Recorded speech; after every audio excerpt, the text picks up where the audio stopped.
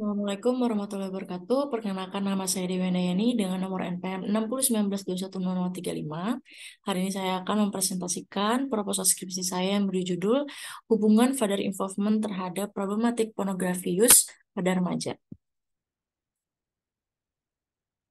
Menurut Sentrop tahun 2011, masa remaja adalah masa eksplorasi dan eksperimen seksual.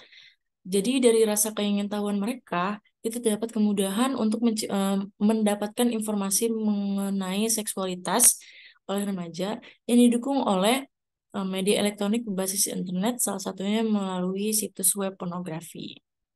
Pornografi menurut Ray tahun 2011 adalah materi yang menciptakan atau memunculkan perasaan atau pemikiran seksual dan juga mengandung explicit exposure dari aktivitas seksual yang melibatkan alat kelamin seperti vaginal intercourse, anal intercourse, oral sex, maupun masturbasi. Didukung juga dengan pendapat Peter and Vattenberg, pornografi adalah materi seksual yang dirancang untuk memuaskan hasrat seksual seseorang.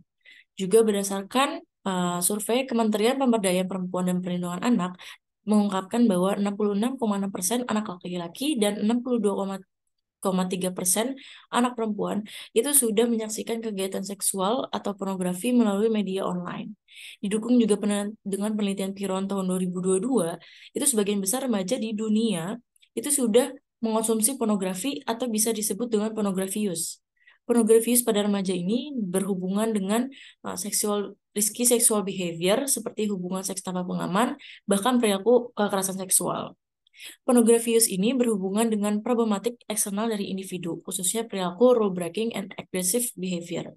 Perilaku pornografi use juga dapat berpotensi menjadi problematik pornografi use ketika memiliki dampak psikis yang mempengaruhi konflik intrapersonal dan interpersonal. Lalu, problematik pornografi use juga dikaji melalui sudut pandang Griffiths addiction model yang telah digunakan dalam banyak pengembangan instrumen yang memiliki aspek psikometrik yang kuat untuk menilai excessive problematic behavior. Nah, menurut Hardani, salah satu faktor yang mempengaruhi PPU atau problematic pornography use adalah keterlibatan ayah. Jadi peran ayah itu merupakan peran yang sangat penting dalam keluarga dan juga berdampak positif bagi anak-anaknya. Mayoritas masyarakat juga meyakini bahwa urusan dalam mengasuh anak itu merupakan urusan ibu, sedangkan ayah itu bertugas mencari nafkah. Oleh karena itu, ayah lebih sibuk dengan dunia luar dibandingkan dengan uh, anak-anaknya. Menurut Hawkins, keterlibatan ayah adalah ayah berinisiatif untuk menjalin hubungan dengan anak, memanfaatkan semua sumber dayanya, baik fisik, kognisi, maupun afeksinya, untuk berhubungan dengan anak. Keterlibatan ayah juga meliputi aspek tanggung jawab dalam mendisiplinkan dan mendidik, dukungan sekolah, memberi dukungan kepada ibu, menyediakan kebutuhan, menyediakan waktu dan berbicara bersama, memberikan pujian dan kasih sayang, mengembangkan bakat dan memperhatikan masa depan, dukungan membaca dan mengerjakan tugas, serta perhatian. Salah satu dampak yang terjadi dari keterlibatan ayah adalah penurunan perilaku negatif atau perilaku menyimpang pada anak. Keterlibatan ayah juga menunjukkan dapat berpengaruh dengan internal self control pada anak dan berpengaruh terhadap tingkat perilaku impulsif pada anak. Menurut Hardani, keterlibatan ayah memiliki pengaruh yang negatif terhadap perilaku pornografi pada anak. Oleh karena itu, peneliti tertarik untuk mengkaji hubungan father involvement terhadap pornografi use pada remaja. Selanjutnya, tujuan penelitian ini adalah untuk melihat hubungan yang signifikan antara keterlibatan ayah dengan konsumsi pornografi pada remaja. Untuk manfaat teoritisnya, peneliti berharap bisa bermanfaat untuk ilmu psikologi perkembangan dan klinis yang menyangkut tentang pengaruh keterlibatan ayah terhadap konsumsi pornografi. Untuk manfaat praktis, peneliti mengharapkan penelitian ini menjadi psikoedukasi bagi keluarga, khususnya ayah, dalam perkembangan anak, agar anak juga terhindar dari perilaku negatif. Selain itu juga Peneliti berharap menjadi psikoedukasi bagi remaja tentang bahayanya pornografi yang memiliki dampak buruk bagi dirinya sendiri maupun orang sekitarnya. Berikut adalah teori-teori yang digunakan dalam penelitian ini. Yang pertama, untuk pornografi, peneliti menggunakan teori RED. Selanjutnya ada pornografi peneliti menggunakan teorinya Botte yang memiliki 6 dimensi. Yang pertama itu salience, yaitu salience itu adalah bagaimana diri individu itu uh, menganggap seberapa penting pornografi itu. Apakah pemikiran, perasaan, perbuatan itu didominasi oleh pornografi atau tidak. Selanjutnya ada mood modification, yaitu bergantung pada kondisi emosional individu. Jadi mengonsumsi pornografi itu bisa memberikan efek yang berbeda-beda, bisa menggairahkan atau bahkan bisa membuat individu itu relaxing. Yang ketiga ada konflik yang dimana jika individu itu mengonsumsi pornografi ini dapat menimbulkan konflik interpersonal antara individu dan pasangan, konflik akademis maupun konflik intrapsikis. Yang keempat ada toleransi. Toleransi itu merujuk pada keadaan di mana individu membutuhkan aktivitas konsumsi pornografi yang lebih dari biasanya untuk mendapatkan efek mood modifying yang sama. Selanjutnya ada dimensi yang kelima, yaitu relapse. Relapse itu ada saat individu memiliki kecenderungan untuk kembali ke pola konsumsi pornografi yang sebelumnya, tepat setelah kontrol dari konsumsi pornografi yang sudah dilakukan. Yang terakhir ada withdrawal, yaitu perasaan tidak senang ketika perilaku mengonsumsi pornografi itu diberhentikan atau dikurangi secara mendadak. Selanjutnya, untuk kadar involvement, peneliti menggunakan teorinya Hawkins yang memiliki 9 dimensi, yaitu yang pertama itu mengajarkan dan menerapkan sikap disiplin serta tanggung jawab pada anak. Yang kedua, mendorong anak dalam mencapai keberhasilan dan prestasi di sekolah. Yang ketiga ada mother support. Yang keempat ada providing, yaitu menyediakan kebutuhan anak sehingga anak tuh merasa kebutuhannya terpenuhi.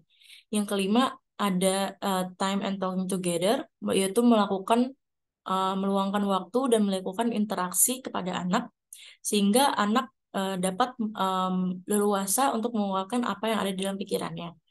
Yang keenam yaitu memberikan pujian dan kasih sayang ketika anak selesai melakukan kegiatan tertentu.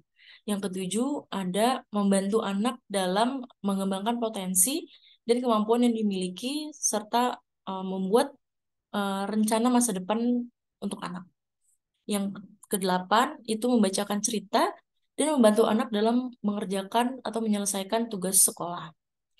Yang terakhir yaitu memberikan perhatian dan melakukan pengawasan terhadap anak. Lalu untuk remaja, peneliti menggunakan teori Santrop pada tahun 2011, yaitu remaja adalah suatu periode transisi dalam rentang kehidupan manusia yang menjebatani masa kanak-kanak hingga masa dewasa. Baik itu dan itu melibatkan perubahan biologis, kognitif, dan sosioemosional yang dimulai pada usia 10 hingga 13 tahun dan berakhir pada usia 18 sampai 22 tahun. Selanjutnya ada dinamika penelitian. Ketika remaja dengan sengaja memaparkan dirinya pada konten seksual yang eksplisit, yang dapat menggambarkan perilaku seksual, itu dapat dikatakan remaja itu melakukan pornografius.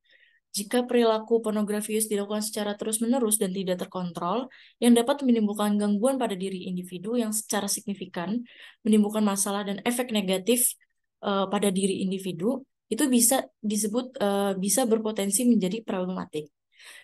Maka dari itu, menurut Hardani, salah satu faktor yang mempengaruhi pornografius adalah keterikatan pada ayah.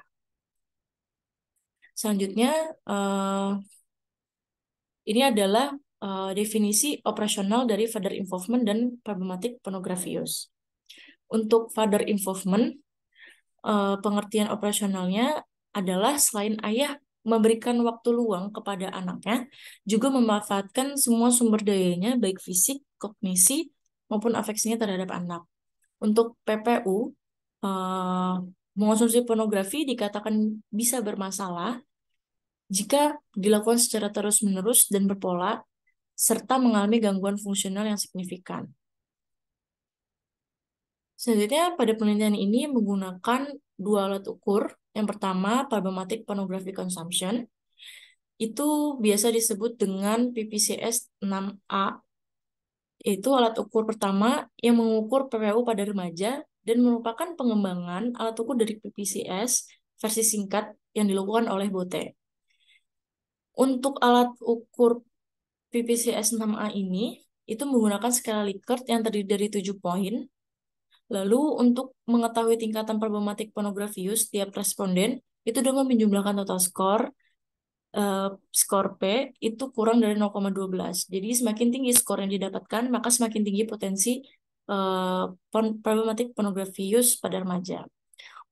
Untuk uji reliabilitas, menurut Bote, itu bisa dikatakan reliable jika memiliki nilai alpha Cronbach lebih dari 0,70 dan composite reliability-nya lebih dari 0,50. Namun pada alat ukur ini masih menggunakan alat ukur asli dalam bahasa Inggris sehingga peneliti perlu melakukan adaptasi ke dalam bahasa Indonesia terlebih dahulu yang kemudian akan diuji menggunakan SPSS versi 25. Lalu untuk pengujian validitas akan diuji menggunakan metode Confirmatory Factor Analysis atau CFA pada aplikasi AMOS versi 23. Alat ukur akan dianggap valid jika menghasilkan p-value yang fit, yaitu lebih dari 0,05.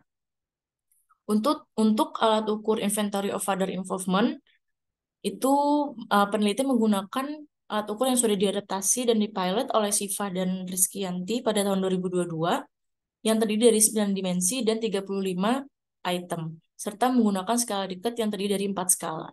Untuk mengetahui tingkatan keterlibatan ayah pada setiap responden dengan alpha Cronbach lebih dari 0,70. Sehingga semakin tinggi skor yang didapatkan oleh responden, maka semakin tinggi keterlibatan ayah pada remaja. Sekian presentasi proposal skripsi saya.